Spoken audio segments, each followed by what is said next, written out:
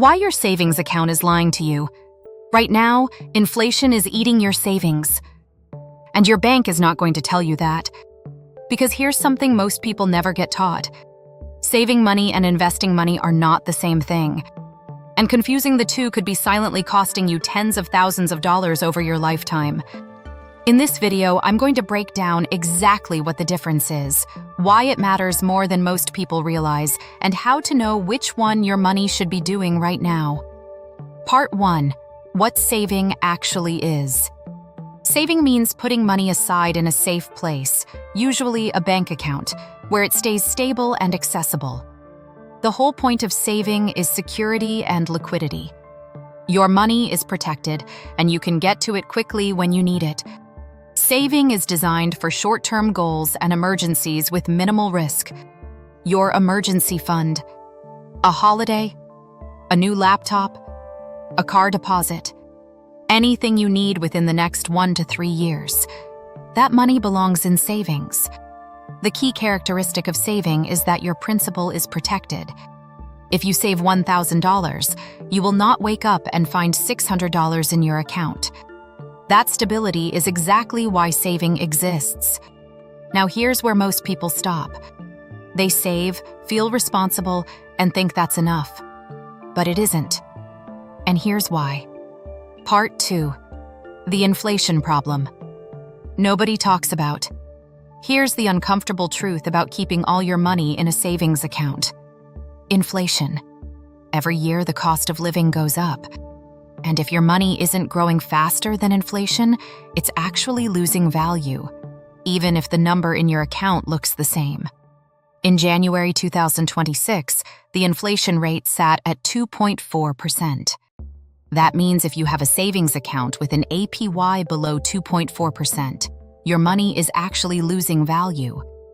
A mobile phone that cost $500 last year now costs $512. But if your savings account has an APY of only 1.5%, that $500 only grew to $507.50. Your balance increased, but your purchasing power decreased.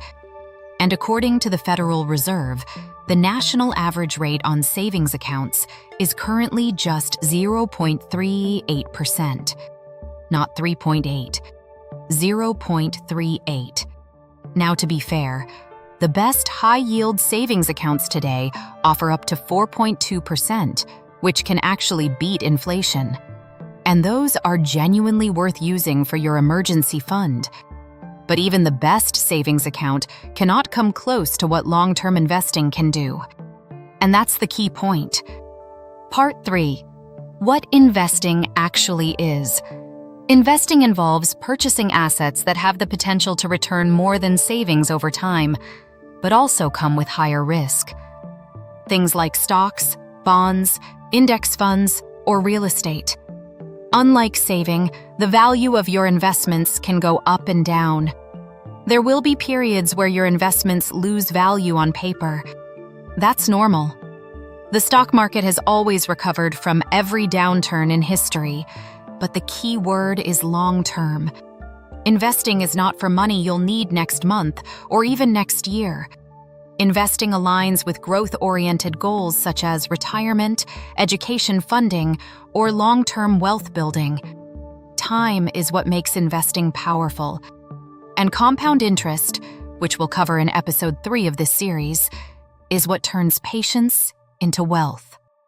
Part 4. The real numbers. Let me show you what the difference looks like in real money. If you're saving $100 per week toward your retirement and keeping it in a savings account, you'll have about $52,000 in 10 years. If you instead invested this money and achieved an average 10% annual rate of return, you'd have around $82,500 in a decade, more than a $30,000 increase. That's over $30,000 more, from the exact same amount put aside every week. The only difference is where it went. Now, $82,500 is not guaranteed. Investments carry risk, and past performance doesn't predict the future. But this example shows the fundamental power of putting money to work rather than letting it sit. And at 20 years, that gap doesn't stay at $30,000. It grows to over $150,000. Part 5. So which one should you do? Both. At the same time. Saving and investing serve different but complementary roles. Savings provides stability, while investing supports growth. Here's your simple framework. First, build your emergency fund in a savings account. 3 to 6 months of household income saved protects you from unexpected costs before you take on the risks of investing. Second, any money you'll need within 1 to 3 years stays in savings. Third, money you won't need for 5 years or more? Invest it.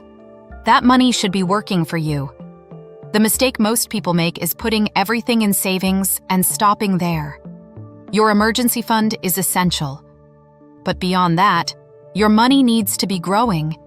Saving keeps your money safe for the short term. Investing grows it over the long term. You need both, for different purposes and different time frames. If you only take one thing away from this video, your emergency fund belongs in savings. Everything beyond that, money you won't touch for 5 years or more, should be working for you. Most people never start investing because they think they need a lot of money, or it's too complicated, or they're waiting for the right time. In the next video in this series, I'm going to show you exactly how to start investing, even if you only have $50. No jargon, no experience needed. Subscribe so you don't miss it. And comment below. Right now, is your money sitting in savings, being invested, or a mix of both? I read every comment. This is Funds and Future, the financial education you never got in school. See you in the next one.